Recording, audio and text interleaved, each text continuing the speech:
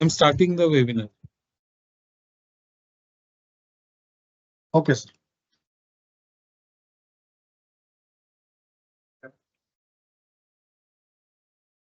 A very good afternoon to everyone. I am Indrakshi Bhattacharya from the BFSI board. I welcome you all to the webinar on the topic internal audit of life insurance companies. And this is organized by the Banking, Financial Services and Insurance Board of the Institute of Cost Accountants of India. And we are really privileged to have with us as eminent speaker today, CMA PN Murthy sir. He is an insurance consultant and also our BFSI board member. We welcome you, sir. Thank you. Thank you, sir. From the institute, we have our chairman, sir, CMA Chitrun Chattopadhyay. He is the chairman of the BFSI board. He will join shortly. And we have with us our additional director and HOD and secretary of the BFSI board, CMA Dibendu Roy, sir. And we also have with us our other officials of BFSI board. So we welcome all of you. So just before we start, we are playing the institute anthem, and then we will continue with the program.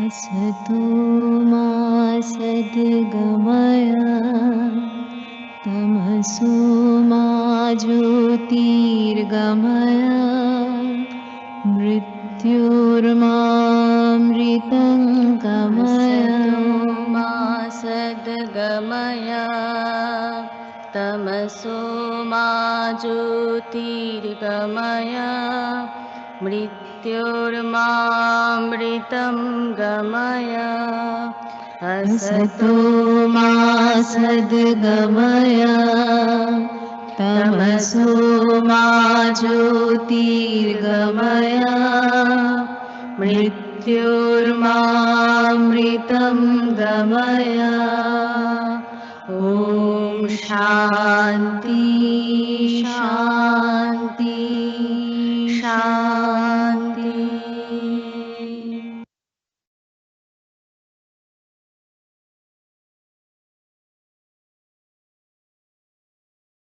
Now I have the privilege of introducing our speaker, CMA PN Murthy sir.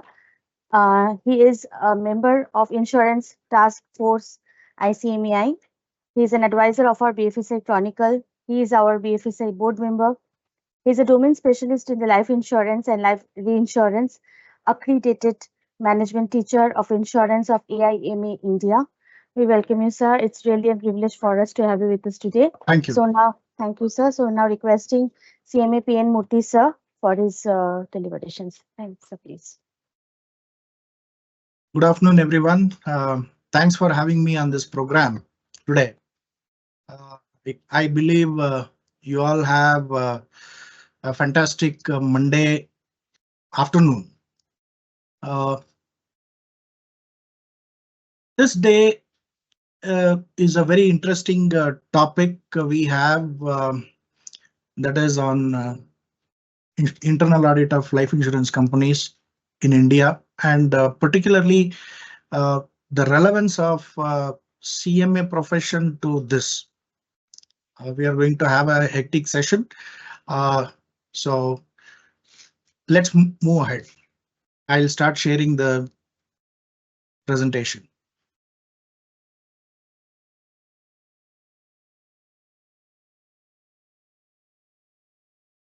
Since my introduction has already happened, let me give you a quick backdrop. Many people may be interested in knowing how my profile has any relevance to this today's topic. Very quickly, I'll brief you. In addition to being a cost accountant in practice, a fellow member, a fellow of III, that is the Insurance Institute of India, fellow of Life Management Institute USA, associate of Chartered Insurance Institute UK, associate of Reinsurance Administration USA, and Believe me, I'm really thankful to my fate. I'm the only accredited management teacher of IMA in insurance.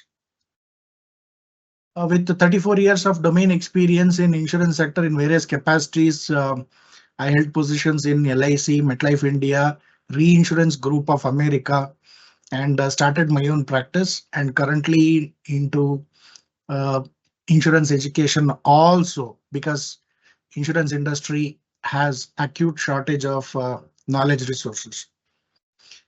And in my career, I held positions in finance, risk underwriting, servicing, claims, general administration, systems, audit, training. Uh, and there is an interesting aspect, BA, QA, and PMO. You may be wondering why, what is this? BA is business analysis, QA is quality analysis, uh, and PMO is project management office. CMAs are most successful in handling these profiles as well. And since I had the privilege of working at various levels, I had the privilege of knowing the global best practices and also into teaching. We have all known that behind every successful business decision, there is always a CMA. Now, in addition to that, we can now say that going forward, CMAs are behind a successful India. So if India to be really a 5 trillion economy and successful in many ways, we CMAs have a definite positive role to play in Indian economic situation. So let's see how it is helping us in the insurance industry. Today's discussion is basically focused from the provision that was created under Section 138 of Companies Act of 2013, where the Act recognizes cost accountants as internal auditors, which is a fantastic opportunity to the CMA profession. And we need to utilize it to the best possible extent. There is another piece of information which I wish to share with you. There was an IMF report in 2013, August 2013, which looked at insurance industry in India. I'm talking about 2013. That is almost 11 years ago. At that point of time, the insurance industry employed almost 1,39,000 people in life sector and 61,000 in non-life sector. Please note these numbers. They have a very important uh, uh, point in our discussion. This is as at the end of financial year 2010 and 11. Now, interestingly, out of this, a little over half of these numbers had some form of vocational or academic qualification, and slightly less than 10% had any formal insurance related credentials. So this shows the extent to which the option or the potential that is available to Indians per se in insurance industry and particularly for CMAs. At the time of assessment, that is 2013, there were 415 individuals with actuarial qualifications and approximately 5,700 accountants active in the insurance industry. And it had about 10,000 surveyors and loss adjusters in general insurance industry. Now, it also says there is a need to increase the number of insurance professionals significantly due to rapid local growth. Sir, our chairman has joined just for he will be giving the introductory remarks. Over to you, chairman, sir. Sir, good afternoon.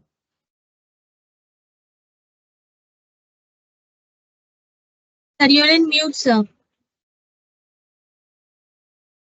Sorry, I just want to please make me live. I would be taking very short time, but I want to introduce my members about certain developments of the what is happening in the BFSI board, how BFSI board is connecting you to the entire sector of the country. Here today we are having one very important session on internal audit of life insurance companies. I am very much grateful to my speaker today, PN Murthy, who is a board member of our profession, and he's a seasoned insurance person on the life insurance. Friends, all I think today you have got your message, our message from the board, that 2-3 very inspiring informations are there for us. First of all, the SEBI has exempted us from for any examinations on investment advisor, because our continuous relentless effort of conducting investment management course has become very much useful, and we have been now the investment advisor. So everybody should take the opportunity of becoming investment advisor. And another that today we have got another very encouraging information that Northeast development finance corporations, they have included our cost accountants as a concurrent auditor, and 2-3 banks, 2 banks, Canara Bank, Union Bank, they have come out to taken on stock audit. So these are very good information, friends. Today's program on this internal audit, actually I must say this is an elevating assurance and governance in life insurance. That should be the real and the evolving role of internal audit. That should be our main concern for our profession. And this is really I feel myself honored today, because I think this is one session we could conduct after COVID. And as you know, the life insurance industry plays a vital role in India's economic growth, providing financial security to millions. And as the industry evolves, internal auditors' role becomes increasingly crucial in ensuring governance, risk management, and compliance. So these 3 issues are there in internal audit, and when these 3 are there, the cost and management accountant should be considered by the industry as one of the essential professional to give this comfort to the insurance industry in these areas. The key challenges are regulatory compliances, regulatory complexities also, risk management and mitigation thereof, operational efficiency, technology adoption and cyber security also, and customers centricity and trust.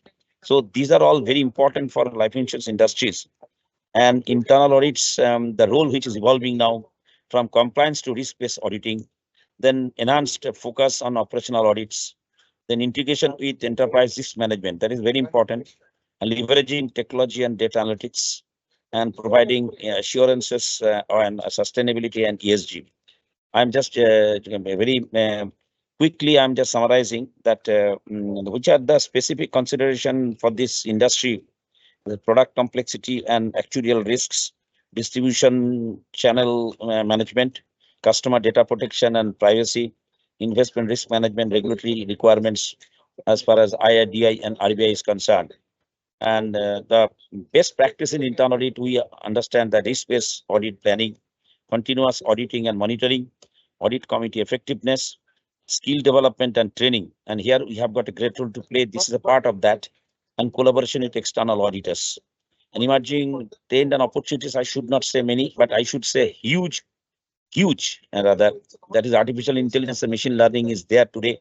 Robotic process automations, blockchain and distributed ledger technology, these are all coming in the insurance industry, along with the cyber security and resilience and sustainability and ESG reporting. These all are coming in the insurance industry. So all these issues, I think Mr. Murthy will be definitely discussing. And therefore, I must say that in fine, that internal audit plays a crucial role in ensuring the life insurance industry's stability, trust, and growth. By embracing emerging trends, best practices, and industry-specific considerations, internal auditors can provide assurance and governance, supporting the industry's continued success. And I understand that the profession of CMA. We are continuously from the institute. We are skilling, upskilling, reskilling our members, and through this particular message, I just want to tell everybody here.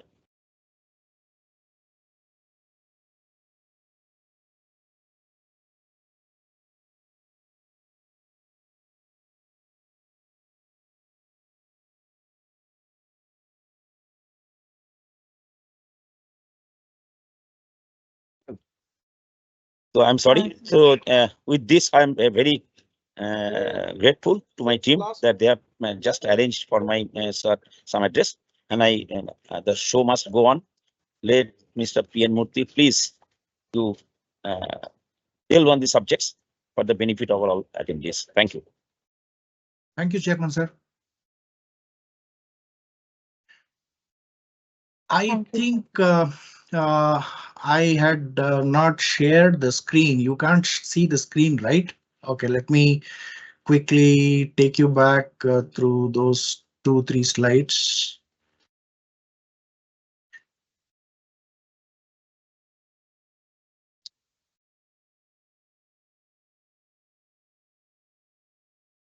Can you see the PPT now? Yes, sir. Thank you. So I was mentioning about this, Section 138 of Companies Act, which in essential recognizes us as internal auditors. And so it gives us huge scope. Now, what after this? As our BFSI chairman sir was mentioning it,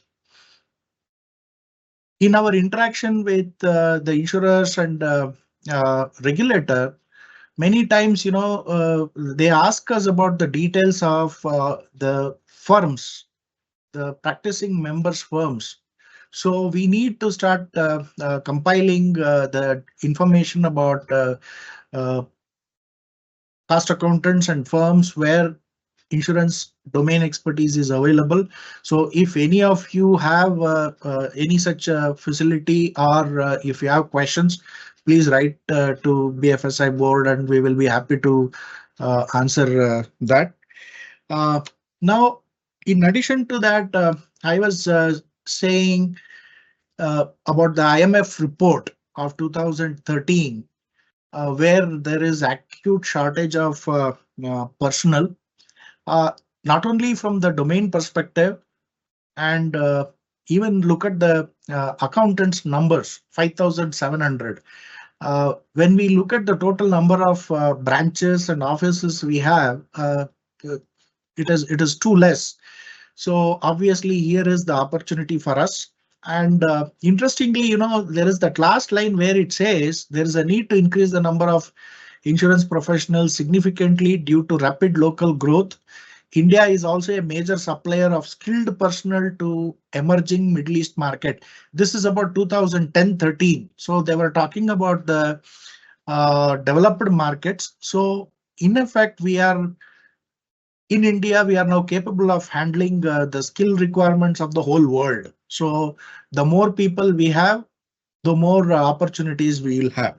So let me move ahead.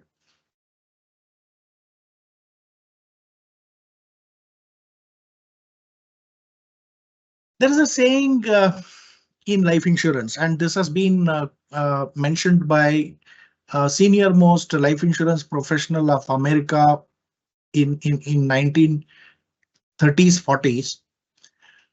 There is no business like life insurance business because there is nothing like life insurance. This looks like a jargon, but interestingly, if you look at it, life insurance per se is a fantastic financial arrangement which will solve the economic needs of almost all stakeholders at all levels, be it in personal life or in business, wherever. So it is a fantastic idea. Now,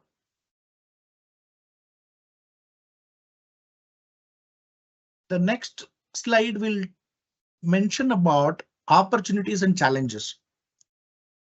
As Chairman Sir was just saying, now we will look at those a little in the next slide. Now, currently, the opportunities that are available are on job and career front, and economic opportunities and socio-cultural aspect.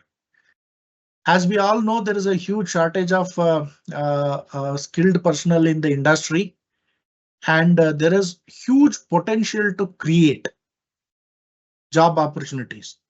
See now, cost accountants being cost and management accountants, and we being management consultants, wherever there is a problem, we create an opportunity for ourselves.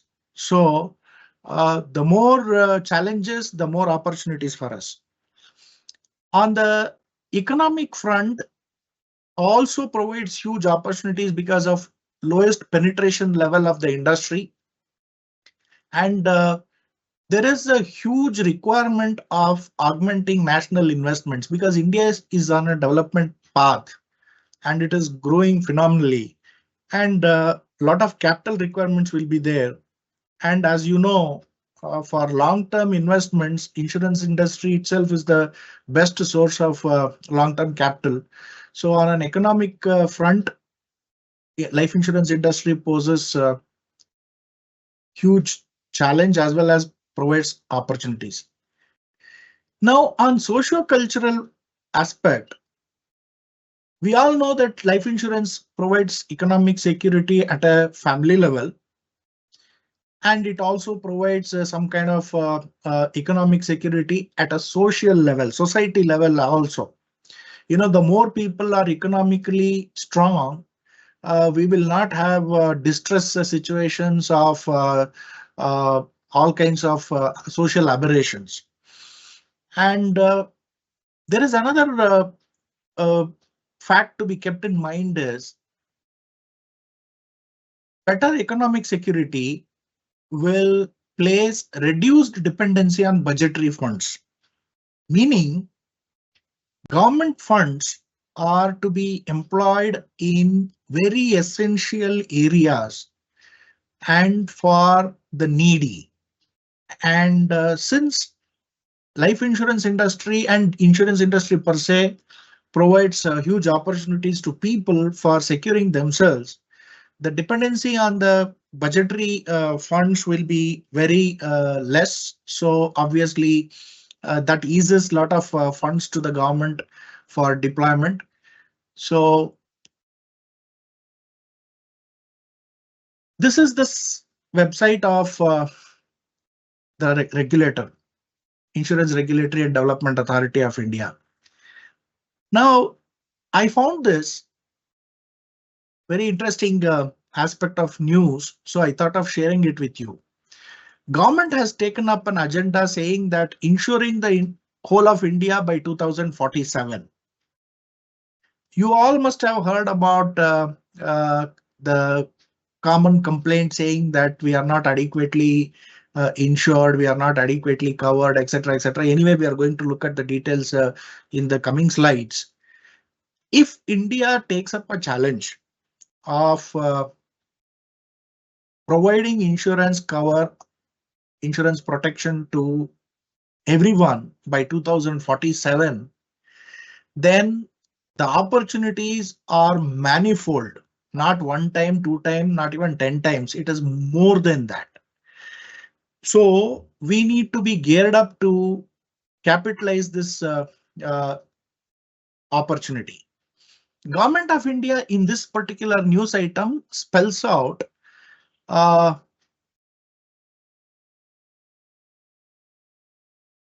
focus areas, saying that IRDA focus is to strengthen the three pillars of the entire insurance ecosystem.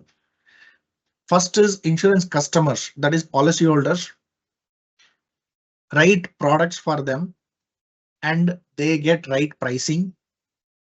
Insurance providers, that is insurers, they will have a better market situation and a better regulatory system.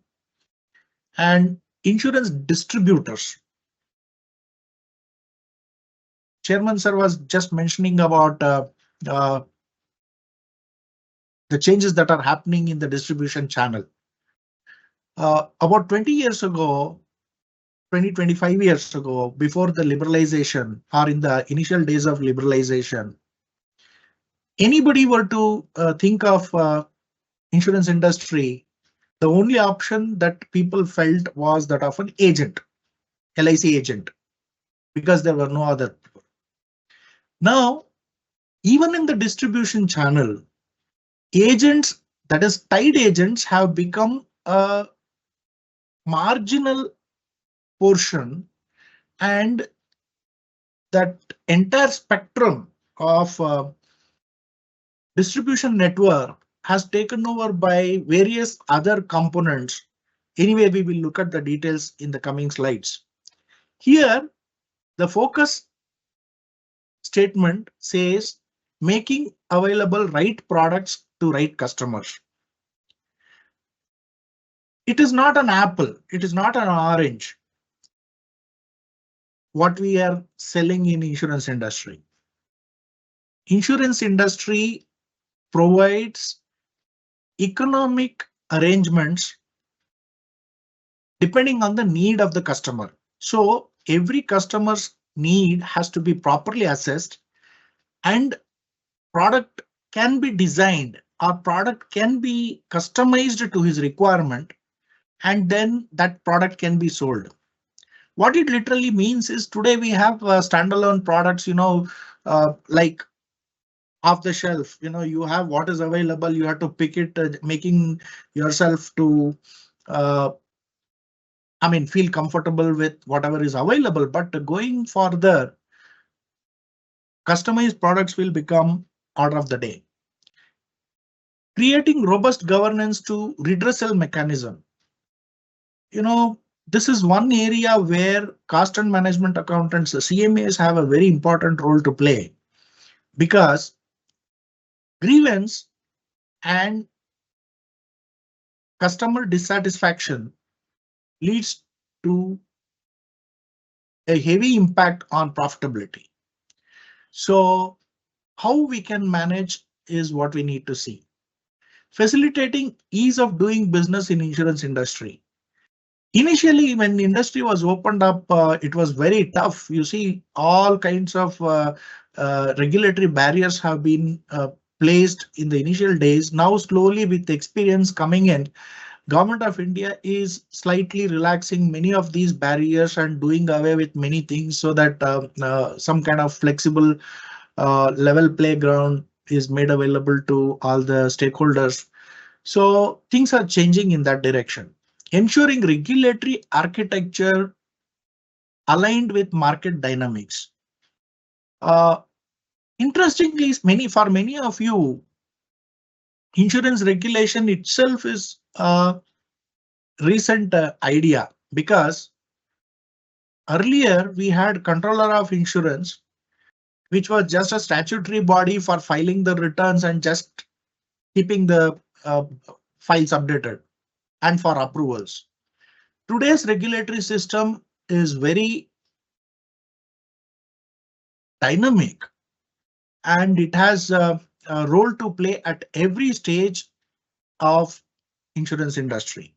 So the regulatory architecture is also undergoing tremendous change, boosting innovation, competition, and distribution efficiencies, while mainstreaming technology and moving towards principle-based regulatory regime is the last focus area. Now, very quickly, government had put out this information, so very quickly I'll share some of these things. What are changing basically? Registration of Indian insurance companies is becoming slightly better, as compared to the earlier days. Lot of flexible arrangements are coming in, and the FDI norms have been eased. In addition to that, increase in tie-up limits for intermediaries. You see, now this is a latest change. Earlier, one agent had to work with one insurance company. Today, there is this proposal where corporate agents and insurance marketing firms, the IMF, can work with multiple insurers. Say, for example, corporate agents can work with 9 insurers now as compared to earlier 3, and IMF can work up with 6 insurers as compared to earlier 2. So the advantage of this is the distributor can provide the right product wherever it is available. Otherwise, what people used to say is, you go to a particular friend of yours who is a distributor. If he did not have the right product, either you had to come out or you had to just be happy with whatever that is available. Now, the distributor can provide you the almost nearer requirement product from any of these 9 insurers if he or she is a corporate agency, and IMF if it has 6 insurers. So this is a real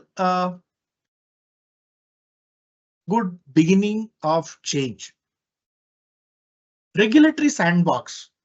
You see, regulatory sandbox is a framework which provides a testing environment to the companies to enable them to test their innovative products, technologies, etc. in a controlled regulatory setting. It is like a test instance in a development environment.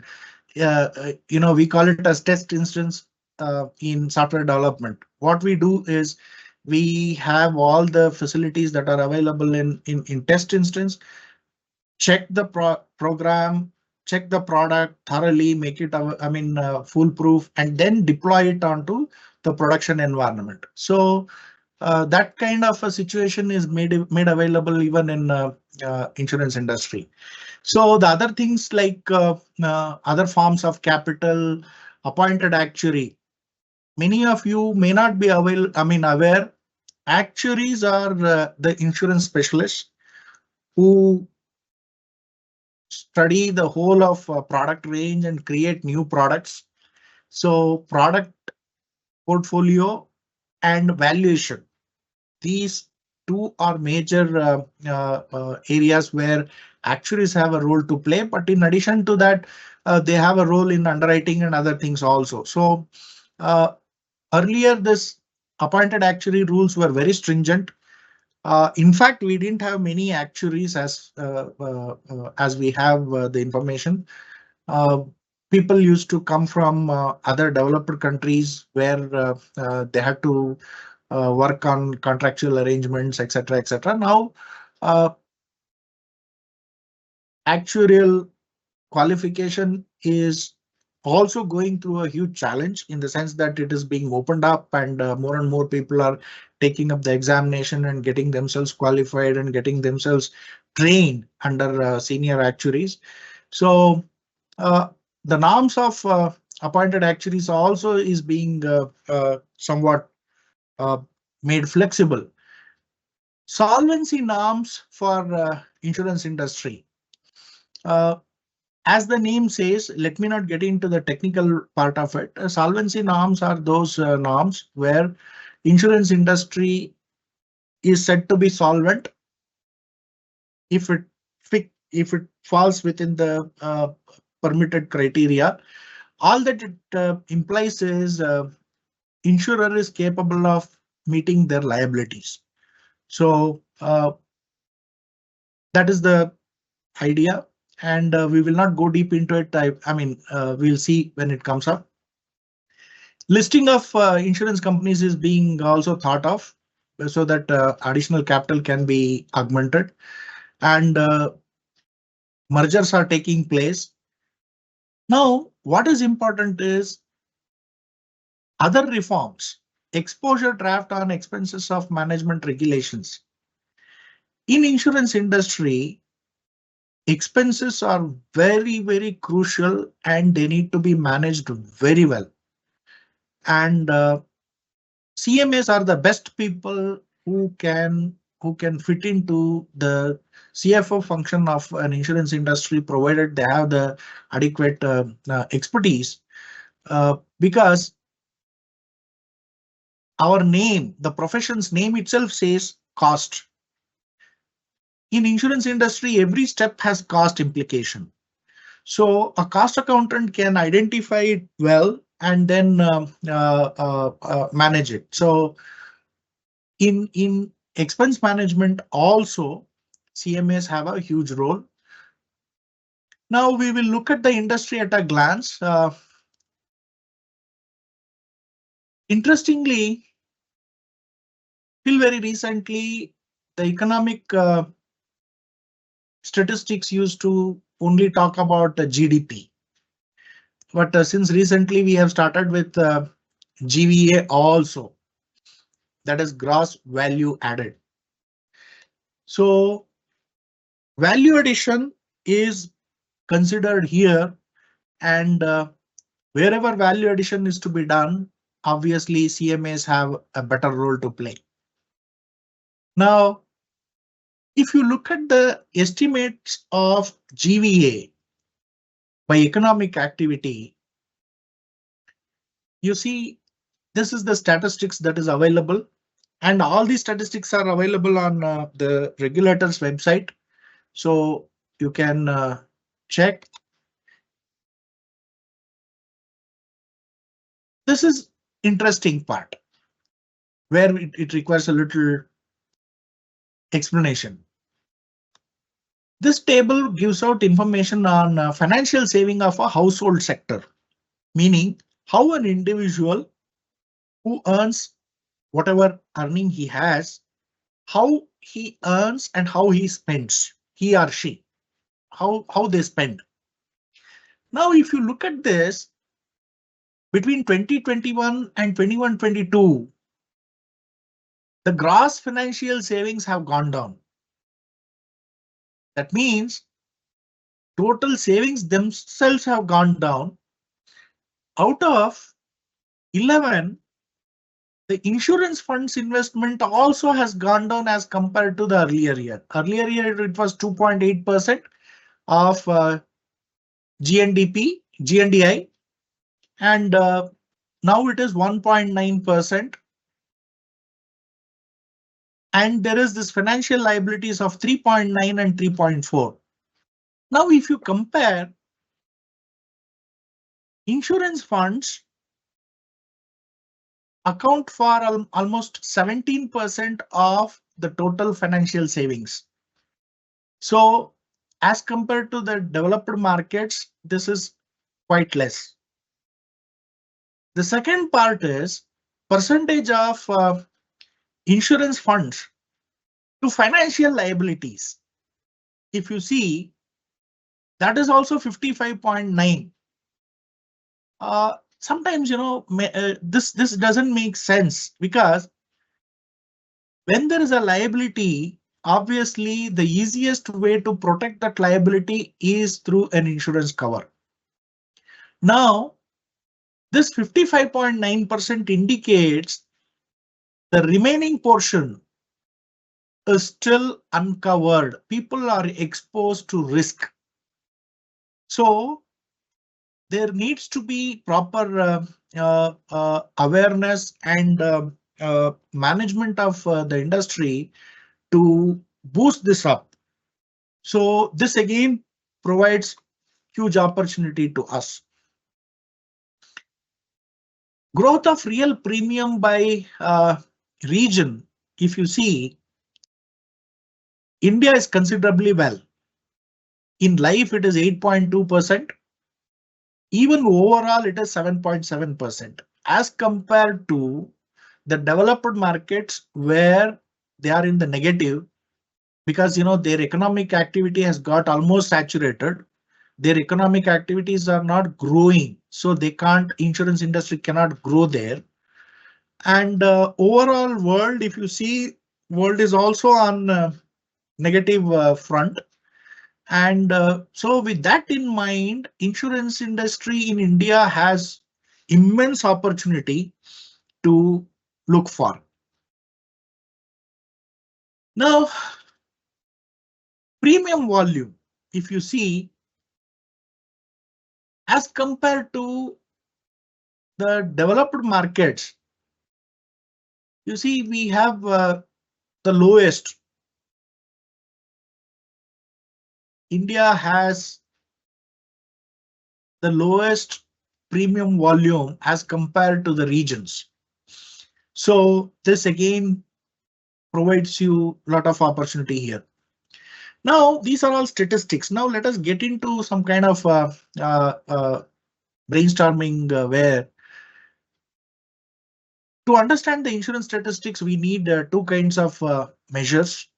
One is penetration of insurance industry, which is a percentage of insurance premium to GDP. So premium to GDP is penetration.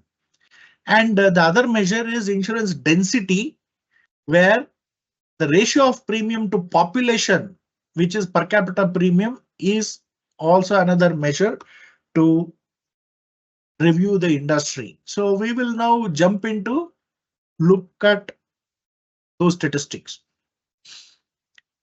If you see, life insurance industry is slightly moving up and down because in 2004 to 2009-10, those days we had some activity which was volatile.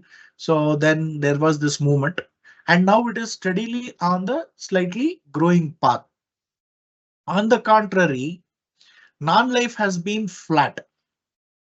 Now, many times when I was addressing some students recently, they said if at current level, India is a 3 trillion economy and the penetration of general insurance is 1% or maximum 2%, then that doesn't make sense. Meaning insurance as an idea, insurance as a financial security has not at all percolated into Indian insurance domain. So obviously that is the extent of challenge we have, and that is the opportunity also provided by the situation. If you look at the penetration and density on a global platform, these are all statistics from IRDA, and basically they are provided by reinsurers. Somewhere, if you see on a penetration front, India is somewhere in the bottom middle. On the contrary, if you look at the density, we are at the bottom, lowest bottom. Actually, it should be looked upside down. So as compared to developed markets, if you see. Now, what are the other opportunities that are available? Here is a piece of statistics. I have pulled out a few statistics from the regulator's yearbook where we have a point of interest. If you look at the number of offices of insurance companies, of life insurers per se, as compared to last year, slightly increased from 11,060 to 11,256, 100 and odd. Out of that, more than 50% is from the private sector. Now, what does this indicate? Even if this is to be compared or related to the topic of today's discussion, that is internal audit. Internal audit has to happen in all these 11,256 offices. That is the extent of manpower that is required. Now, is there adequate backup? That information is still not available, but we all know that there is huge shortage of qualified people. Now, this statistics of unfair business practices. What is unfair business practice? You can't simply call it a fraud. No. this is an unfair business practice where some kind of misrepresentation or some kind of wrongdoing is happening. Now, total number of grievances on life insurers, if you see between 2021 and 22 and 22-23, the total numbers have come down. No doubt, this is a good sign. But here, out of 1,27,000 complaints, 26,000 complaints are about unfair business practices. Now, what is, I give you a simple example. What is an unfair business practice? A customer needs a particular product, whereas the distributor or the intermediary sells a different product, and customer comes to know about it later and files a complaint. Now, this part is totally rampant, and let me place it on record. If you see many of these advertisements these days, lot of things happen. For example, people say term insurance, buy term insurance, term insurance, term insurance. Now, term insurance is not for everybody. Term insurance is for a limited scope and for only a few people. Now, term insurance cannot be sold to everybody. Now, this kind of product substitution is happening. And secondly, there are practices like, say, for example, I see many advertisements on the television as well as on the digital platform, where they say you don't have to pay commission to agent. You can avoid the commission. And you may ask me a question as to why it is so. I mean, what is wrong with it? As we all know, an insurance intermediary is supposed to be a financial expert who does a lot of technical analysis and provides you support system of providing services throughout the lifetime of the policy.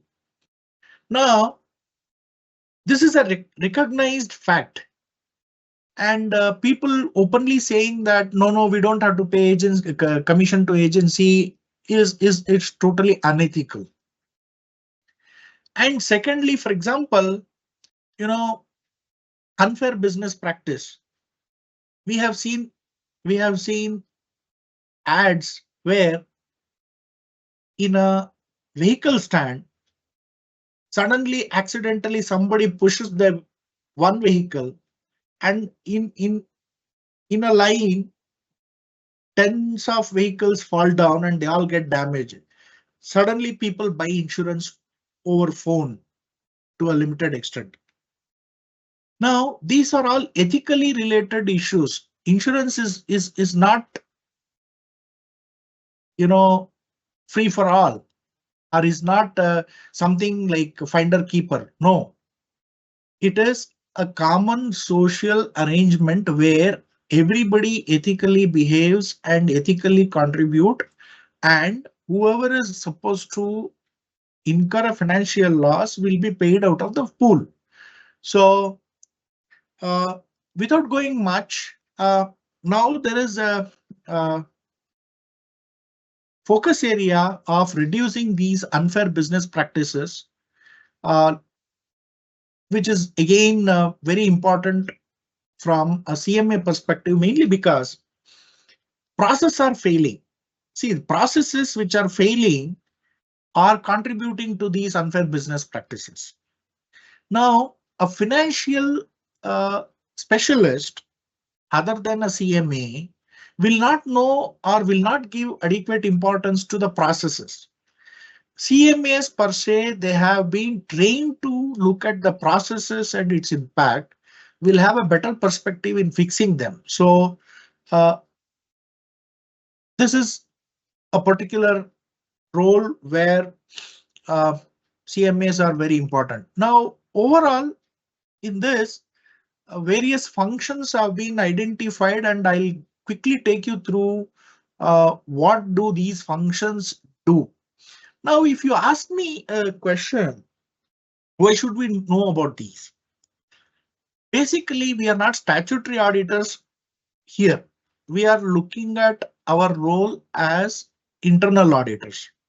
Internal auditors are part and parcel of strategic business decision making, and we are there for organizations profitability as well as uh, uh, sustainability.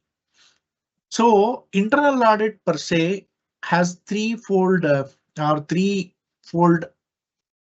impact. One is business practices or business processes. Second is regulatory compliance. And the third is mitigating the risk. Now, in other businesses, mitigating the risk may look somewhat uh, glaring, but in an insurance industry where the business itself is risk taking, the more risk factors, the more problem areas. So obviously the risk areas are to be plugged. So CMAs have a better role to play in this. Now, to summarize the industry, insurance industry is part of financial services industry, and insurance industry is transaction oriented. This part I did not mention earlier, and insurance industry is highly technical domain because it is to do with financial arrangements. So obviously each of us will need to have a better perspective of how the business works. So technical knowledge is required.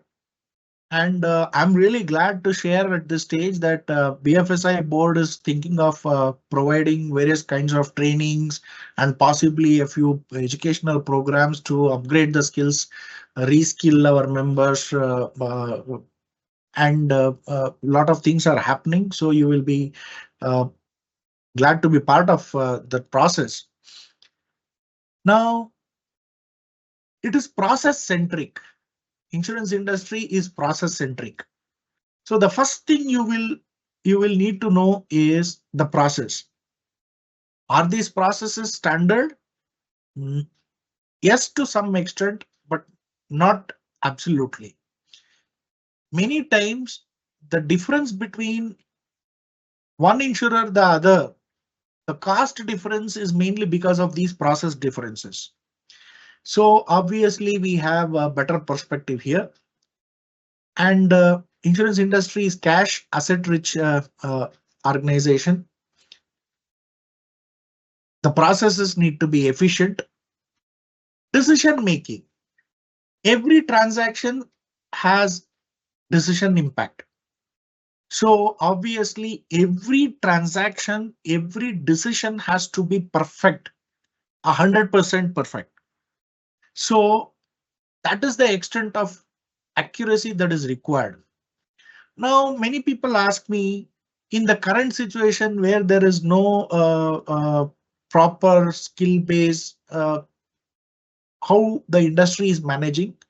Industry has gone on to automation. Ultimately, there are certain areas where 100% automation is not possible. Obviously, it has to be subjected to human decision making process, but a major portion of it is being automated. So to reduce the cost, see, automation also doesn't reduce the cost because these processes, automated processes, also have a huge transaction cost. So perhaps many times it is advisable to have manual resource and then manage many of these instead of having automated processes. So we need to develop a lot of skill base. Unique decision making. System is not a solution. Human intelligence is required at every stage. And ultimately, the auditor had to have domain, process, analytical, and holistic perspective to be a successful professional. Now, the first aspect of it is general administration. In India, insurance industry is still at a nascent stage. It is growing. General administration also has a very huge impact from a risk perspective. Now, there has to be a standard operating procedure. There should be an administrative manual and circulars and instructions going down from top to bottom at various levels of organization. And compliance officers are to be there. Disaster recovery management process has to be there. If there is an accident, how do we control, like fire or theft, etc., etc. Now, if you look at it, certain areas like, for example, office keys, key movement register, kind of. So we are talking about highly regulated, highly restricted movement of the process, because any slip will lead to huge losses. Let me quickly give you an example. In one of the situation, there was a very clear written indication, an office order to say that the post that comes undelivered from the post office has to be received by a competent officer, and that needs to be properly segregated and then passed on to the concerned person under signature. One day what happened in one of the cases where I was, had a chance to know about this. It was a lunch hour. The postman came. He had a lot of things to return to. What the postman did is he just handed it over to whoever was found in the office. Normally, during a lunch hour, not everybody will be around. And the postman wanted a seal, so somebody gave a seal and he put the seal and postman went. And an unscrupulous fellow who was watching this flipped a particular document. This gentleman had an idea about what the document would contain, the cover would contain, and ultimately it led to an embezzlement of a few thousands of rupees worth of funds, because it had a check and the check was encashed wrongly, and then the whole process got into a big difficulty, and the police case and all that followed, due process of law was taken up, and then the police asked her the question, how did this document fall into this person's hand? What is your process? So the process was totally ignored in that particular case. It is not a technical process, it is a general process, administration process. And that led to a lot of trouble later. So people should know that every process has very huge implication, and strict control needs to be maintained. Now, keys will have multiple keys, and duplicate keys cannot be kept with you in a pocket. Obviously, it has to be lodged with the concerned authorized custodian, and then it has to be properly recorded. Say, for example, if an office key is lost, you can't just break open the door and then enter.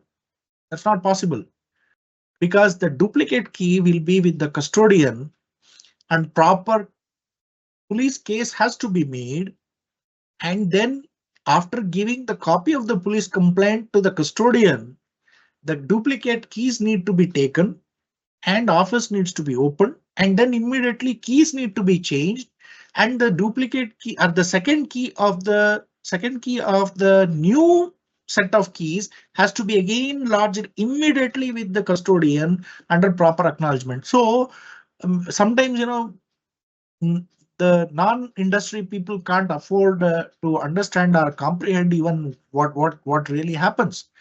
So I just gave you a simple example of how the general administration also has huge impact. Now let us move on to the sales and marketing function. And again, if you see in all of this, I have said first standard operating procedure. When we say standard operating procedure, there will be an operational policy by the top management, and there will be a process map that is properly recorded, and there will be detailed guidelines. So all these need to be in place for every function, because it is a huge industry and huge transaction oriented industry. Humanly, it is impossible to keep track of things unless processes are followed. And normally, any waiver of the existing process also has a process where how we can waive it, who are competent to waive it, and what is the process to waive it, and how that waiver will impact is also properly documented. So the first thing is SOP. Now, as I said, there has to be a policy. What is a policy? And what kind of a policy be there in sales? Now, it is an interesting question, and this is a very pertinent question also. People keep selling the way they can, and to increase the sales, right? The maximum sales agency numbers. Now, in addition to that, regulator per se in Indian context has made certain rules to say that some segments of the geographic regions which are underdeveloped are being given adequate importance. So rural marketing has to be adequately on the higher side in rural areas. So more and more rural people need to be covered. And how do you do it? Normally, as we saw in that list where we had this number of offices, if you see the rural areas, there will hardly be any office in the rural area. So who is going to cater to those people's requirement? And very interestingly, let me place this in front of you. In the initial days of the opening up of insurance industry, there was a penal provision, meaning if you don't cater to the stipulated market cover by the regulator says 20% of rural area need to be covered in this particular year. Now, if any insurer doesn't do it, then there was a penal fine. Now, many insurers at that point of time felt it prudent to pay the fine than do the operational expenses. Because you can't set up an office, you can't have those people go there, sell it, and the incidental cost, etc., is to be huge. And when this became a trend, regulator said no, this is not going. And now regulator is very particular, and possibly many people will lose their licenses to do business if they don't take care of this. So that extent of rigidity has come in. So a sales marketing policy which is designed by the top management will keep that in mind. This is the regulatory requirement, so they will adequately design the policy. Intermediary recruitment, training, management, terminations, controls are to be made. So blah blah, etc. I don't go into this now. The remuneration, major part of sales is remuneration of intermediaries, that is commission to agents. the regulation very clearly says there has to be a stipulated percentage, of commission. That means it can't exceed a percentage of premium as commission. But even there, insurers are finding ways and means of paying by either a gift or some kind of other facility. No, now regulators are very clear about how that needs to be quantified, because any amount of gratuitous payments to agents will lead to huge drain of resources, and ultimately policyholders will be paying it, and then there will be huge cost impact. And the other part also, as I was saying, on online business,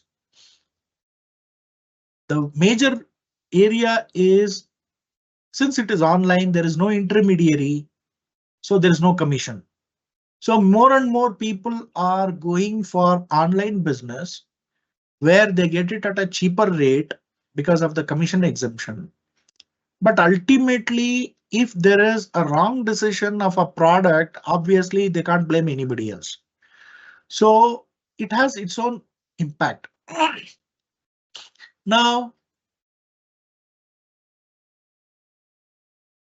the other last part is new business, receipt, process, control, hierarchy, etc., etc. Visualize the situation. An agent is in the field. He procures the business, he procures the proposals, etc., and he even gets the premium checks drawn towards premium and drawn on insurer, etc., etc. And those papers are to be properly acknowledged at the office, and they should be put into process. If there is no process, then obviously the insurance company or the regulator have no way to even figure out as to what is in pipeline. So the control is very important. So that is what control on registered business. Business movement register, access control are all part of sales and marketing. So overall, in addition to this, the promotional expenses, which have been a very considerable part of the marketing expenses. There is a question now these days in the public domain that so much is being spent on advertisements. Whereas if you see the business growth, there is not considerable growth on business, either by volume wise or by the number wise year on year. So why do we even spend the money on advertisement if it is not adding any value to the business? So this is a valid question. Now, only a CMA can think of this. The next part. So the first part is sales. The agency or the intermediaries procure the business.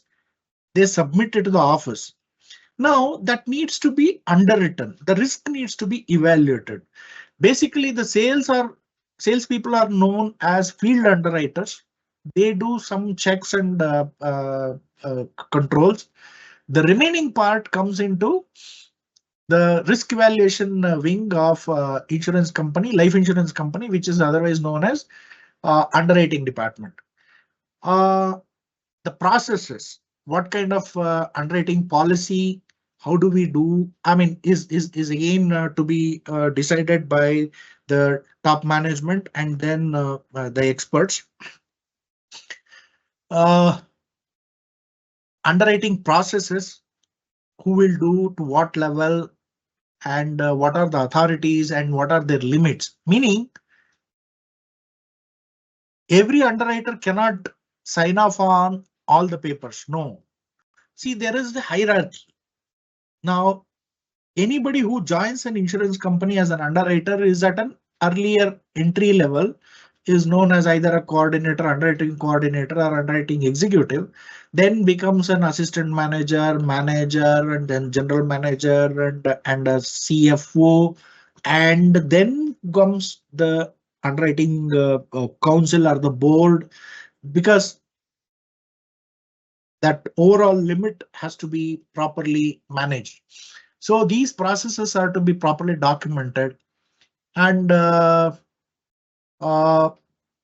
decisions. There is this postponement, intimations, adherence, control. Now papers come, either they get accepted or rejected. When accepted, they get accepted at standard rates or at extra rates. Sometimes all kinds of extras. Say, for example, it can be an age extra, health extra, occupational extra, medical extra, avocational extra, all kinds of extras, residence extra, impairment extra, medical extra. So there can be various reasons as to how these extras can be uh, uh, I mean, placed on a case, and those needs to be properly documented. And these extras also have to be standardized in the sense that I cannot charge X, X as the extra, and the other cannot charge as the Y as extra. So actually the extra has to be particularly based on a parameter, and it has to be properly documented, and those to be audited. And declinature decisions, declinature. So we accept it. Sometimes, we postpone the cases, and when they are postponed, they are again very important papers. They need to be under proper custody, and when the postponement period is over, they need to be re-evaluated, and then either accept or reject criteria will apply. And declinature decisions, and when it is declined, then it has to be intimated, controls in the system, and red flags are to be there, and it has to go into the controlling offices, because once declined, as to why it is declined. Normally unscrupulous people, many times, they go shopping, they place applications parallelly along with 4 or 5 insurance companies, and then see whoever gives the first, let us say, take it. And more so when there is risk which is on hand. So those needs to be properly monitored. And these days there is an internal system in the industry where any case that comes in gets logged, and if there is a red flag, and internally there will be that red flag available, and immediately it will be known to the all other insurers that there is a red flag, and they will not accept such cases anyway. Now, recording of decisions in systems and file movement, and once cases are accepted, then commissions are to be properly released, medical expenses are to be properly released, and doctors are to be properly empaneled, their roster, termination. What are we talking? Are we talking about a hospital? No. So for some of you who may not be conversant with the insurance industry, life risk can be evaluated in twofold. One is financially, and the other is medically. We will come to financially later, but medically, when that has to be evaluated, there are various criteria for that. Medical examinations will be conducted, and specialized doctors will give views and opinions, and based on the outcomes of the reports, underwriters per se will convert those numbers into premium. See, this is again a challenge area where CMAs have a huge role. And just to say that I being a CMA, and I was in underwriting, and I had the real advantage of converting a medical extra to a numerical number, matching with the extras, and then making sure that it is adequate. So that kind of a decision has to be done, and doctors have to be paid. They have to be properly empaneled, and there has to be a roster. You can't hire the same doctor forever. Obviously, new people have to come in, and there will be again hierarchy of seniority of doctors, and sometimes hospitals reports, path lab reports, and specialized reports are to be taken in. When it is to be taken, it's not like, many times we complain. saying that oh, we go to a hospital and doctors will prescribe all kinds of reports which are not required, and then they inflate the bills and kind of. So similarly, in these cases also, only required medical requirements have to be triggered. They can't simply be triggered to favor somebody or so, etc. There needs to be a control on it. And in fact, to a major extent, systems have control to play here. So, but even then, whether the controls are adequate and they are working efficiently has to be checked, because the controls have to be established by us and that has to be ensured by us. So CMAs have a very important role. And the next part, so sales is done, it has come to underwriting and decision has been made, a decision has been sent out and premium has been received. Now a contract needs to be issued. See, this is a typically uh, an legal admin area, because when I say it legal mainly because it has a lot of legal implications on drafting. So drafting of contract obligations, everything cannot be standard, and based on the case by case, special exclusions have to be made, and sometimes additions have to be made. Additions will be done through addendums, and exclusions are to be done through declinature or stamping of cancelled clauses, etc., etc. And contracts have to be properly checked. This is another area of unfair business practice. They wanted a term insurance and somebody issues an endowment policy. No, that is wrong, because once a contract is issued, signed, it is a document and it can be used to enforce in a court of law. So it can't be just by taken back, and it cannot be torn, or no, that cannot happen. So there has to be extra caution in preparing these documents and then sharing of them. Contract printing, amendments, as I said, clauses need to be put, and it has to be scrutinized properly. And as we all know, every policy needs to be stamped, mainly because under Stamp Act, any document which becomes an evidence in a court of law needs to be properly, adequately stamped. And there are rates for stamp duty rates for various lines of businesses, for life and different non-life, and for pensions, etc., etc. Different rates are there, and somebody has to make sure that the stamping rates are properly ensured. Because if there is a lack of control on it, then there can be huge pilferage, which goes unnoticed. So stamping and then signing and sealing. Who is competent to issue a contract? Only the competent people who have an authorization from the insurer can issue a policy, and everybody cannot sign a policy.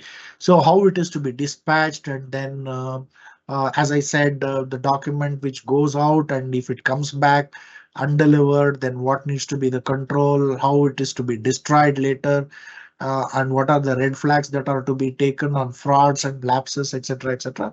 So there are every segment. The point I'm trying to say is every segment of the insurance business has a huge risk impact. Now, document is also issued and it goes into archival. Now, the difference between a general insurance and non-life and life insurance is generally non-life insurance contracts are annual contracts, and like your vehicle insurance or medical insurance. These days, medical insurance are given for multiple years. Anyway, it's a good beginning. But vehicle insurances are annual contracts, and once that period is over, then the whole thing goes for a trash, and it has to be adequately resubmitted and reissued. So, but on the contrary, in life insurance industry, if the policy is for a 20-year term, then this policy record has to be kept in safe custody for 20 years. So, and it needs to be properly serviced wherever required. What is the general servicing? somebody says, I have changed my phone number, I've changed my email ID, changed my address, etc., etc. These small changes on a routine basis uh, can be made available through proper validation checks. Because it's not simply that can be allowed on internet, that you log onto their portfolio and just change your address. That's not possible. You would have seen in insurance industry, even a change of address needs to be properly authenticated, and it needs to be approved, because there have been instances where during those days uh, uh, of manual systems, uh, that these things not properly controlled later became problem. Now, anyway, policy servicing general, that's what I said. Now, turnaround time. Here, very important part is turnaround time to keep the customer happy. All that it requires is quickly a change in the system and change in the records, and copy to archives, etc., etc., disposal of old records. So this will add value to customer satisfaction and also market reputation of the insurers. Many times we say, some of us who are from the industry, oh, that insurer is good at servicing, and this insurer is good at claims, and that good insurer is good at risk assessment. So we have our own perception. Now let's move on to the other part. Now you see, we are talking about servicing life of a policy. So general servicing and alterations. What alterations? As you may know, life insurance policy being a long-term contract, it can be altered within the approved uh, uh, criteria. So that needs to be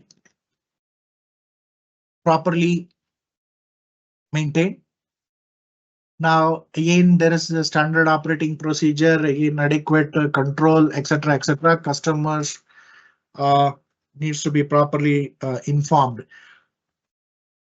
There are not all conditions can be altered. There are approved criteria where alteration is allowed. Certain alterations are not allowed. And say, for example, you can't increase the sum assured of a policy. Earlier, you had a 1 lakh policy, you can't make that a 10 lakh policy.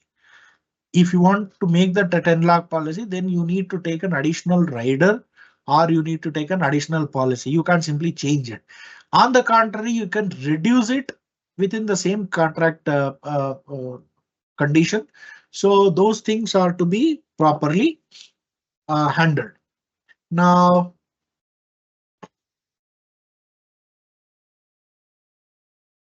let's move on.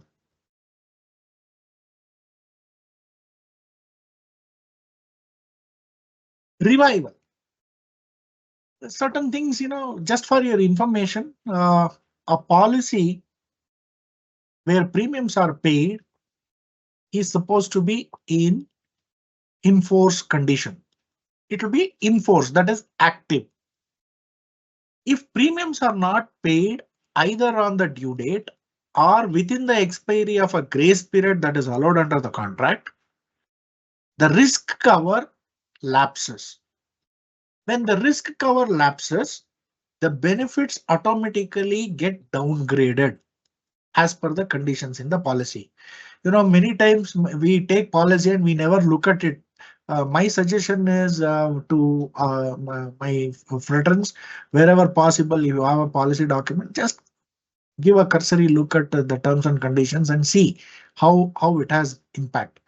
Now, when policy gets lapsed for non-payment of premium, it can be revived within a particular parameter, meaning within a particular time, and subject to certain conditions. So on satisfactory satisfactory documentation available, again the policy can be converted to enforced status. And many times, because of the change in health condition of a policy holder, on revival, the terms may go again different. So it is like a novation of a contract. Revival is called a novation of a contract, that is reissuance or renewal. So obviously it has to be underwritten again and the decision may change. So it is always preferable to keep the premium paid on in every policy before it lapses, because once it lapses, then you can't be sure that you will get the policy at the same conditions. So that needs to be kept in mind. Endorsement on revival, MIS, again campaigns and interest waivers accounting. See, now why do we do all this? At a very high level, in insurance, it is a pool. It is a group of policyholders who keep contributing into the corpus, and whoever experiences difficulty will be paid out of the corpus. Now, there is a presumption that all the policyholders will pay the premium within the permitted timeline. And there is an assumption that some percentage of policyholders may not pay. So obviously, an expected lapse ratio is always there in mind. Now, if this lapsation ratio is high than what is expected, then automatically your premium revenue goes down. When your premium revenue goes down, automatically your solvency margin is impacted. When your solvency margin is impacted, then the whole stuff gets into a difficulty. So what normally insurers do is they keep revival campaigns up, and they keep sending you notices and renewals and reminders and and many times they provide you some advantage like rebate in interest that is payable, or some charges can be waived and. So all that provided, customer will have an advantage to get the policy revived, etc., etc. So it is always good that the revival goes up. First of all, lapses should not happen more. And if it happens for some reason, then obviously it has to be followed up by a revival campaign. Many of these top insurers, they have a regular revival campaign, you may know, periodically. And they have these campaigns and they spread the awareness through their own measures. Now, nomination.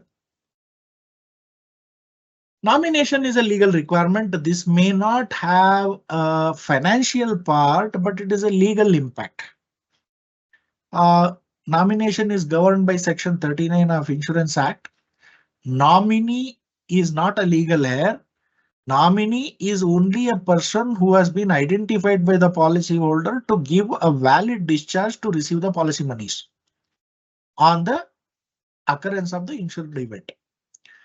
Now, if there is a difference or if there is a grouse, then automatically a court of law will come into picture and people will go to a court and file a suit and then get the whole thing cleared, and they'll get the inheritance certificate and then decree, and automatically the money becomes payable to them. If there is no conflict, nominee is eligible to receive the policy money and give a valid discharge. Normally, nominee is again, you can't nominate Tom, Dick and Harry as the nominee. There are certain guidelines to be provided under the law, so those are to be followed, and then automatically the whole thing will happen. And change of nomination is possible. A notice is to be served, and then automatically the change in nomination needs to be endorsed on a policy document. Then if you endorse it on the same policy document, normally, many times, that's why I suggested you to look at a policy document if you have one. At the end of it, at the back side of it, there will be some space where it's for endorsement and clauses, etc., etc. Sometimes, the change in nomination and alteration and all those clauses will be embossed there wherever there is place, with an intention to provide a benefit of stamp duty. Because if any other additional document is entertained or created, automatically that becomes again to be stamped. Now, if it is on the same document, automatically there need not be an additional stamp duty. So that needs to be taken care. Cancellation of nomination, etc., etc., and nomination register, and how that needs to be properly updated in the system. Many times updation of nomination is a huge issue in many of these insurance systems many times, and proper control is required. And particularly this has an impact on MWP policies. Many of you may not even be aware. There is a statute, Married Women's Properties Act 1874, legacy law, where it provides for taking up of a policy on the life of uh, married woman, and it is a trust created. Automatically the benefits are paid only to the beneficiaries, and there'll be trustees under that who will be managing it. So a minimum of a cost accountant as well as an internal auditor should have a minimum knowledge about how these things work. Luckily, we have in our CMA profession, we have a good foundation in our studying. We have a huge legal paper with all the background, so obviously it provides some kind of insight into it. But these special statutes like MWP Act and other things can be referred to. So we'll move on, and then there is the assignment. What is assignment? You know, a policy of insurance, life insurance, is an asset. It has a title, it has a property. Now, this title or property, which is on vested with the policyholder, can be transferred in legal mechanism to another person and under certain circumstances. Say, for example, X, who has a policy, he wishes to transfer that policy to his mother. Then he can make an assignment in favor of his mother so that his wife doesn't quarrel. So then sometimes those policies are assigned to charities, and many times in the normal course these policies are assigned to lenders. When housing loans and other loans are taken, they are given as collateral, and the title gets transferred through an assignment deed, again for which a notice is required in a stipulated form. And these assignments are governed under Section 38 of Insurance Act. And there is a process again to be followed, and if there are multiple assignments, what is the legal impact of the sequence of assignments. So the earliest assignment gets the priority, then automatically then it works that way. So uh, there are conditional assignments, there are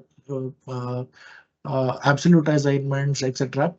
So we'll not go deep into it, but only thing we should know is again these are to see this is transfer of property, so which is again a point of risk. So a system needs to be built. See, why am I giving everything in such a detail is, here we are talking about the position of an internal auditor. Internal auditor is responsible for the success of the business. So every aspect of the business process where there is a risk, where there is a flaw, then that needs to be fixed, and that can be fixed only by the internal auditor. So again, this stamping as the same part in nomination. If it is on the same policy document, then it doesn't attract extra stamping, but otherwise it attracts. So there has to be a separate register of assignments to be maintained, and system updations have to happen. Now, once it is registered as assigned, at the end of the period, for example, once the loan is repaid, the bank or the lender will give you the policy document back to say that, okay, now my responsibility is over, you handle it. Now, it needs to be properly reconveyed back. Mere handing of the policy will not help, because on the face of the policy, a change in the title has been effected, and if it is not properly reconveyed, then if there is a claim, then automatically the legal heirs cannot claim it, because as per the records, the lender still continues to be the policy holder, so, or the owner of the policy. So these are the areas where proper care should be taken, and customers are to be properly appraised, and many times those things will be in writing, and again uh, to be properly handled. Now we'll move on to claims. Claims is a very dicey area, but very important part, because customer, in anticipation of proper settlement of claims, would have taken up the policy, and automatically, unless those things are properly uh, handled, then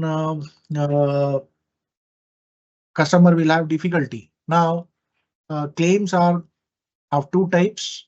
One is death claim and the other is maturity claim or survival benefit, whatever we call it. Death claims, there are standard rules. If it is a natural death, etc., etc., those death certificate, blah blah, etc., are taken and give proper discharge by the nominee or the legal heir, as the case may be, will be taken, and then automatically payments will be made. These days, insurance companies are very proactive in settling the claims as early as possible, and sometimes, the cases get difficult. Then I will talk about it, and generally, any claim which is a non-early claim, meaning claim occurring within 2 years of taking up the policy, will be settled in the normal course. But if it is an early claim also, if there is a proper prima facie evidence to say that it is a genuine claim, then automatically claims will be paid. There's no issue with it. If there are certain circumstances where questions can be raised as to whether the policyholder intended to get unduly benefited by taking up a policy, by suppressing a fact, etc., etc., then that becomes an disputed claim, and then automatically it goes for an investigation, and it needs to be properly investigated. And very interestingly, CMAs are the best people to investigate those claims, because they have both insurance as well as finance background. So they will be handling it carefully. So claims need to be paid in time, and the problem comes when there is a rival claim. When there is a rival claim, meaning two people stake the claim on a particular policy, and then automatically it will be paid to the legal heir if legal heir has claimed, or if there are multiple legal heirs as claimed, then automatically matter goes to a court of law, and then a payment will be made on getting a proper communication from the court of law. Now, disputes, early claims, and problem comes if it is a suicide case or a homicide case, then those are to be handled carefully. There are stipulated regulations, guidelines, so that will be taken into account. Investigation and repudiation and rejection of claims. So investigation can be ordered as early as possible. And then there are rules now to say that investigation needs to be completed within such a number of days, and then automatically a decision has to be made whether you will pay it or not. So as of now, other than the internal auditor's role, we have seen so far where all CMAs fit in. Many CMAs are intermediaries, as we know. Many CMAs are underwriters at office. We have seen. We have seen underwriters as CMAs as the finance experts, and uh, we have seen CMAs as claims experts. We have seen CMAs as risk experts, and we have seen CMAs as investigators of uh, disputed claims. Maturity claim is simple and easy, not much of a documentation, and then that will be paid in due course. Now, this is an interesting area. Actuarial valuation, pricing, and solvency ascertainment. Now, actuaries are specialized insurance experts, and we can't be doing that work. But to a major extent, a CMA will have a better understanding of the actuarial process. And CMAs have been part of pricing and valuation in insurance companies. The reason is, in pricing, as we were talking about the management expenses, how to control the management expenses and what are the parameters and what are the caps, how that can be managed is better exercised by a CMA. So obviously, an actuary will build only those assumptions which are provided by CFOs and CMAs, and that goes into pricing of a product. Now, valuation is what? Policy has been issued. Now I'll refer your attention to the first thing we said of Fred Lum's definition of life insurance. Why it is typical is, other than unlike other assets, to be precise, life insurance is a typical asset because if I want to buy a car, I have to pay the whole price of the car. If I have to buy a house, I have to pay the whole price of the house. Whereas if I buy a 10 lakh policy, I'm not paying 10 lakhs right now. That payment will be staggered over a period of time, but the value of the asset is 10 lakhs. In simplest terms, I can say let the premium be 1,000 rupee. By paying the first installment of 1,000 rupees of installment premium, an estate or a trust or an asset is created for the 10 lakhs and it is in my name. Now, anytime the insured event happens and I continue to pay the premiums in all earnestness and keep the policy in force, then the claim money becomes payable. So this is the strange benefit of a life insurance policy. So the moment a policy is issued, in the same given example which I was just talking about, if 10 lakhs is the sum assured, 1,000 is the premium paid, then 9,99,000 is the extra liability sitting on the kitty of insurers. Anything happens, then this will be the outgo of the insurer from his coffers. So now the actuarial process is such a scientific one, and it is such time tested, probabilistic, and very well documented. So it balances in such a way that it expects a certain amount of claims that to happen, and there are conditions or the restrictions to keep up the condition within that level. Now, if the level is breached, if there are more number of claims, then automatically there will be huge payout, and there will be huge financial crisis in that insurance company. So to avoid it, periodically valuation is done by actuaries, and they say that this is the solvency margin and this is how the situation is. So that is about the actuarial part. As I said, advantages is CMAs have a role in pricing and actuarial decision making, not actuarial role per se. Now the other part is investments. The money that is pooled in policy life fund uh, has to be invested according to the stipulation, and everything is stipulated under the law. So here we have section 10 to A 27 and 27B of the Insurance Act very clearly says what is the percentage of uh, investment where it is to be put. If you see this, majority of the money is in approved or government investments. Very limited role is available for taking advantage of the market benefit. So much of the money gets locked in this investment, and that is mainly because to keep the solvency margin.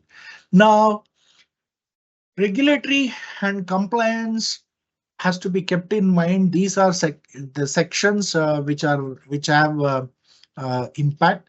So a CMA will keep a tab on all this. So automatically uh, these are to be kept in mind. Now we will come to the regulations part.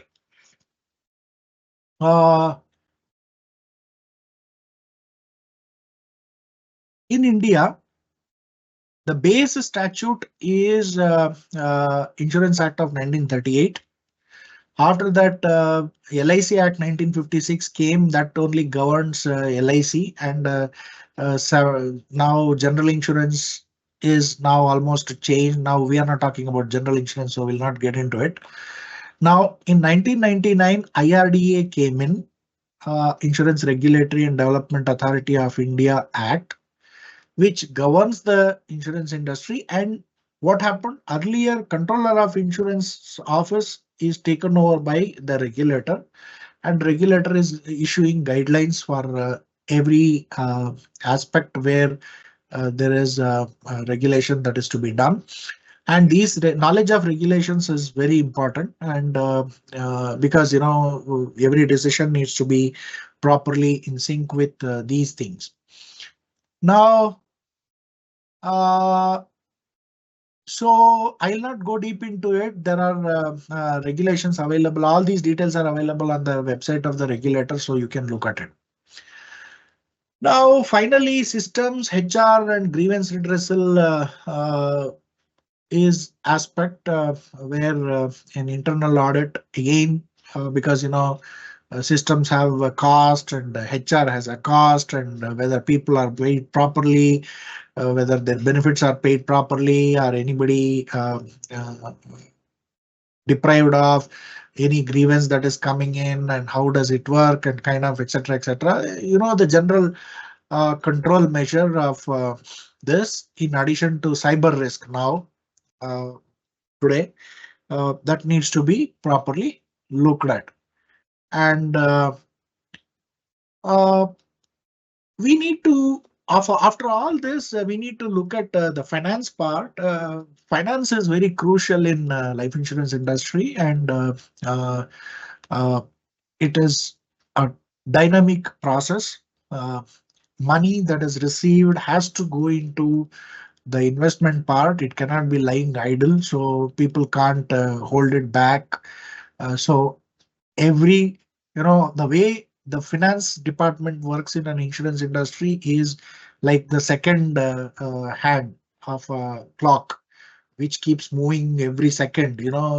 There's no stationary point, and automatically the banking transactions are huge because it is a transaction oriented industry, and there will be multiple accounts. One is for receiving the revenues, and for payments there will be different accounts paid. It's not the same account, so automatically you need to keep replenishing from one account to another, and also keep a float on this thing, account balance, mainly because you can't unnecessarily keep a balance in your current account which does not attract any interest. Current account doesn't get interest, so there's no point in you keeping the money in current account idly. So it needs to be very, very hectic, and lodgements are to be made and payments are to be made, and BRS, bank reconciliation statements are to be properly controlled, because if you see every month on month, the unreconciled schedule of unreconciled item will be huge. So today with automated accounting, it is working, but not everywhere automated accounting works. So since India is a huge vast area where everything cannot work on automation, so manual process has to be in place and it needs to be under control. So budget control, control on payments, maker and checker concept, and transaction authorization, proper financial controls, and control on float, etc., are very significant uh, in this. And then the other part is uh, reconciliation of functional schedules, closing of accounts, payments by check. Uh, Payments by check is very interesting part, because normally checks are valid for 6 months. Insurance checks are valid for only 3 months, because they can't wait for 6 months.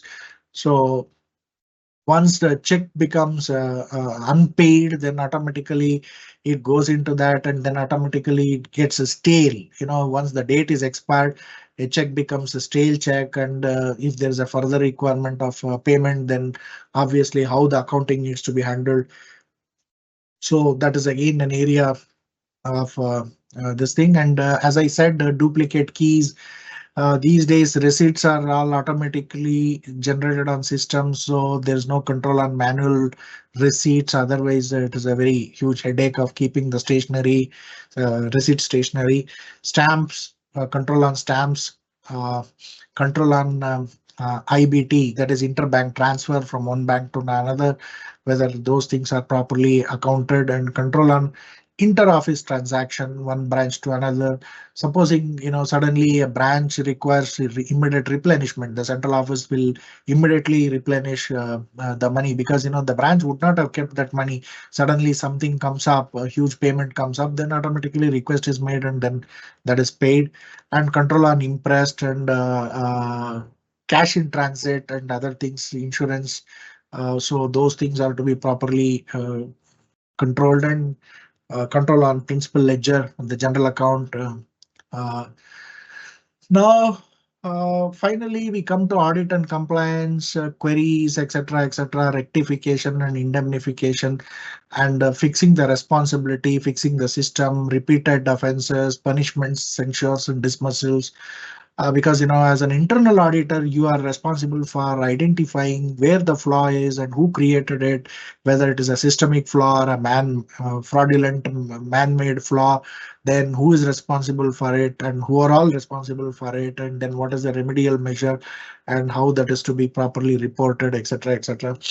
So corrective steps in place. So this is general audit and compliance part. And now so with that, overall, we have looked at all aspects. Uh, as compared to my last presentation, I added another slide on this. It is not this theory.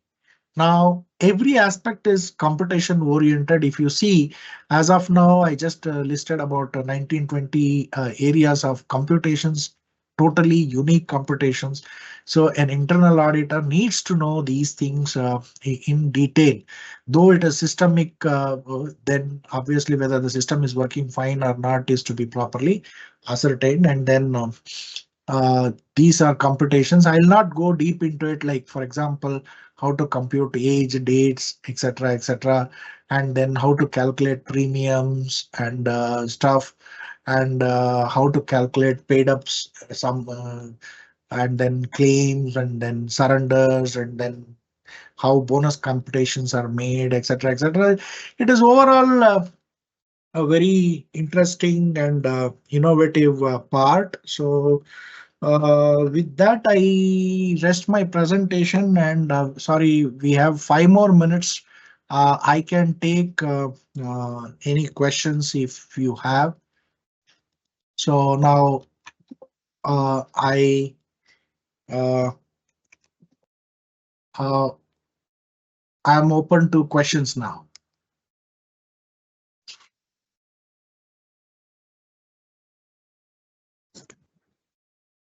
Thank you, sir. I think we have one important question. I think how do we safeguard ourselves from cybersecurity risk in life insurance industry segment?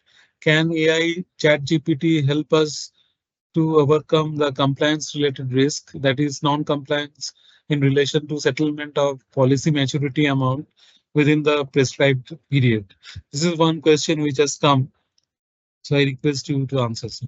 AI per se is being reviewed, but that's a good question, to be honest. Uh, uh, Cyber risk is very has very limited role in insurance industry, mainly because these systems are so well protected and firewalled. In fact, I didn't go deep into it. When we look at the systems, the way systems are maintained, where the servers are, what are the firewalls, who all have access, and who have all controls. And those things are very well documented, and there is no scope for an external agency to hack into an insurance company's servers. I have not heard any such query where hacking has happened, or an insurer's servers have been hacked, because that will be huge ramification. So as of now, they are all well regulated and isolated, but uh, online we don't know, because those things are to be properly analyzed still. There is a possibility that it can't be negated, because now there is nothing like foolproof system. But these days the control measures are getting better and better. So, but I'm not sure if AI can definitely help at this stage, because still it is being reviewed. We have no experience.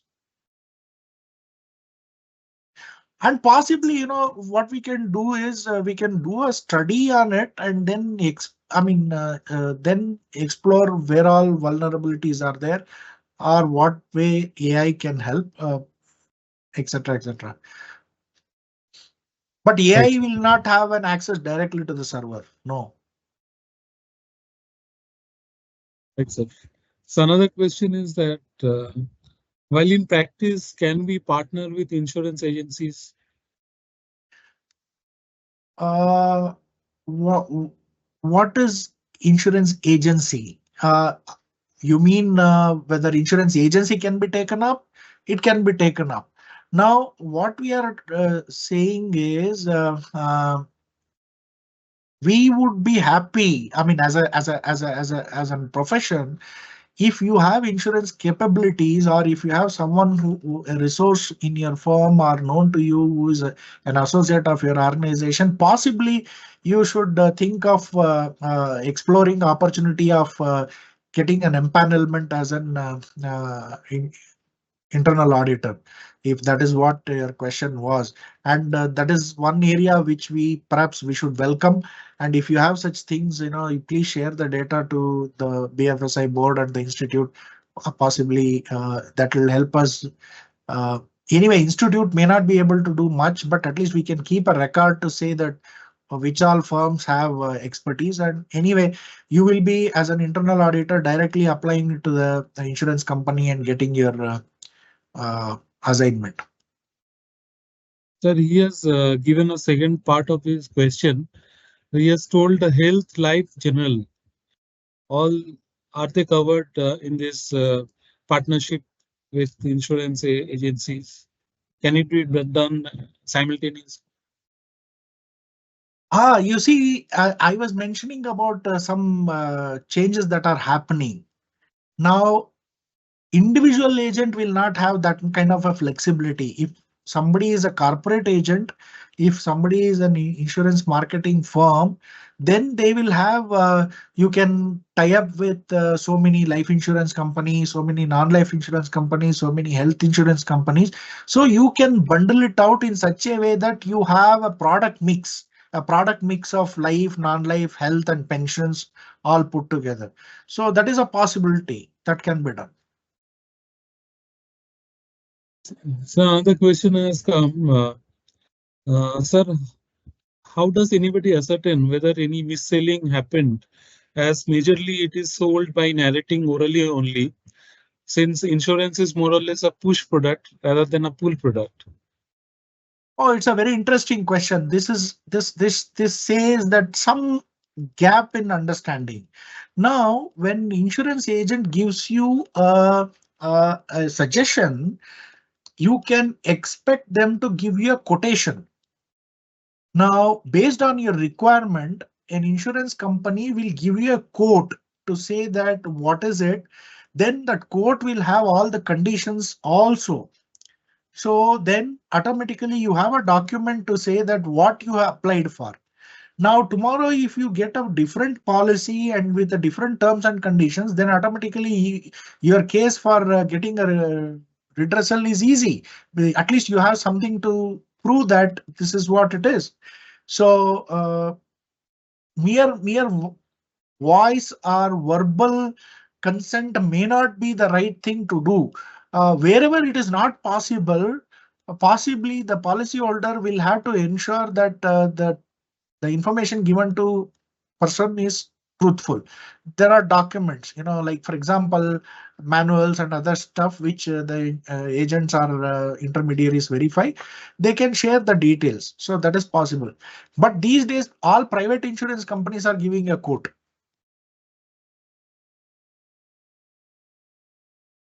Right, sir. Sir, another question has come, how to tie up as corporate? Can we CMS open LLP and tie up as insurance agent or impanel our LLP with them to serve people? You see, now being an insurance intermediary is irrespective of the fact whether you are a CMA or otherwise. Being a CMA, if you take up that, it will add value because you are a better finance professional than another intermediary. So the hiring of insurance intermediaries is governed by a separate stipulation. So there are ways, as I said, you can be an agent if you are an individual. If you are a firm, then automatically you can create a corporate agency. You can be an IMF, or you can be an LLP, or you can be other forms. There are other things that are permitted under the law. So you can take up any of them and then provide support to your policyholders. That's perfectly allowed. Right, sir. Sir, another question has come. Insurance is for advising. So, do you think as a CMAs, we can be a better advisor considering the recent norm of SEBI, where we have been given the mandate to do the investment advisory role in the insure. Similarly, can we do in the insurance sector also without passing any IRD affiliated exam? Uh, See now, this is a little tricky area. Now, to do any insurance related marketing, you need to be registered with the regulator. Now, without having regulatory consent, you cannot do soliciting insurance business. So automatically you'll have to apply to regulator and get a license. Without license, you can't do. Right. So the last question is that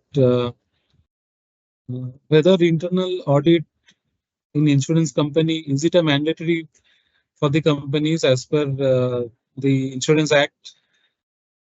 No, it's not Insurance Act. It is under the Companies Act. Now, any insurance company basically has to be a joint stock company. So it is a company registered uh, under the latest 2013 or its earlier legacy law. So automatically 2013 Companies Act is applicable. As I said, the section 138 very clearly says that you can be an internal auditor. Now, to be an internal auditor, the board will have to make sure, the board of the insurance company will have to be assured that you have the adequate competency. Then automatically that requires minimum training and experience. If you have that experience, then you can take up. That's not difficult, and that is what we are hoping for. And we want more and more CMA fratterns to come into this field, because there was a question. Mere life is not a segment. Insurance is a universe, but in that there are small universes. Life is again a universe itself. General is a universe, then pensions is a universe, then health insurance is a universe. So you have so much of opportunity where there are no people. In fact, till very recently, the insurance companies used to crib saying that, oh, people are not available, what to do? People are not available, what to do? Now they have stopped cribbing also. So now, unless we come to their rescue of the industry, and anyway, it is in our own professional interest, in the interest of the country, that we should CMA professionals should get into insurance industry at the earliest, in various capacities, whether you do marketing in addition to your practice, or whether you join as underwriters, or you join as internal auditors, or you join as claims experts, or you join as claims investigators. So there are huge opportunities that are available.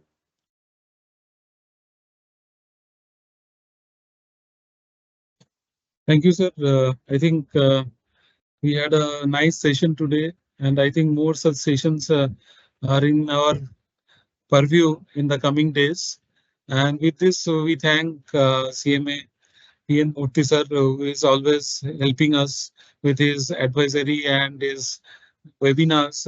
Previously, also he had done a series of webinar in life insurance companies, and we have started with today's webinar on this internal audit of life insurance companies. We also thank our chairman CMA Chittaranjan Chattopadhyay sir, who is a chairman of the FSI board, and he is continuing us and giving us the motivation to various webinars and various activities in the BFSI sector.